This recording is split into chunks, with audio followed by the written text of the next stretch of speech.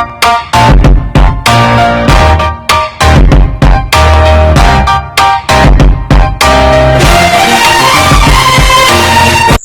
Friends, welcome to mister Nitish kitchen. இன்னைக்கு நம்ம என்ன ரெசிபி செய்ய போறோம்னா சிம்பிளா டேஸ்டா எப்படி காலிஃபிளவர் மசாலா செய்யலாங்கிறது தான் பார்க்க போறோம்.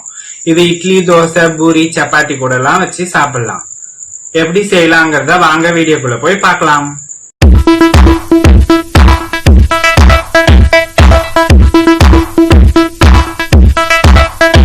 முதல்ல காலிஃபிளவரை சின்ன சின்னதா நறுக்கி எடுத்துக்கோங்க. கொஞ்சமா மஞ்சத்தூள், கொஞ்சமா கல்லுப்பு சேர்த்து வெந்நீர் ஊற்றி நல்லா வாஷ் பண்ணி எடுத்துக்கோங்க. புழு இருக்கும், அதனாலதான். ஒரு கடாயை வச்சுட்டு 2 டேபிள் ஸ்பூன் அளவுக்கு ஆயில் ஆட் பண்ணிக்கோங்க.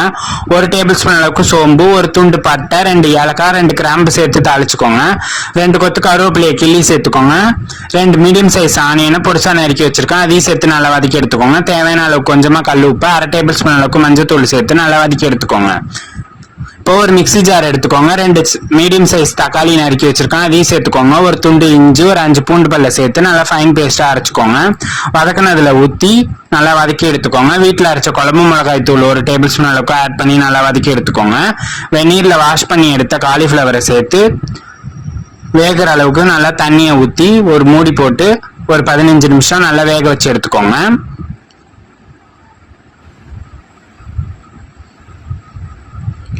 இப்போ 15 நிமிஷம் நல்லா வெந்துருச்சு. திக்னஸ்க்காக 2 டேபிள் ஸ்பூன் அளவுக்கு கார்ன்ஃபிளவர்ல தண்ணி ஊற்றி கட்டி இல்லாம கரைச்சி சேர்த்துக்கோங்க. இப்போ திக்னஸா நல்லா என்னோட ஸ்டைல்ல சிம்பிளா காரசாரமான காலிஃபிளவர் மசாலா தயார். ஃபைனலா 2 கொத்து கருவேப்பிலை கிள்ளி சேர்த்துக்கோங்க, நல்லா வாசமா இருக்கும். இது இட்லி, தோசை, சப்பாத்தி, பூரி எல்லாத்துக்கூடயும் சைட் டிஷ்ஷா வச்சு சாப்பிடலாம்.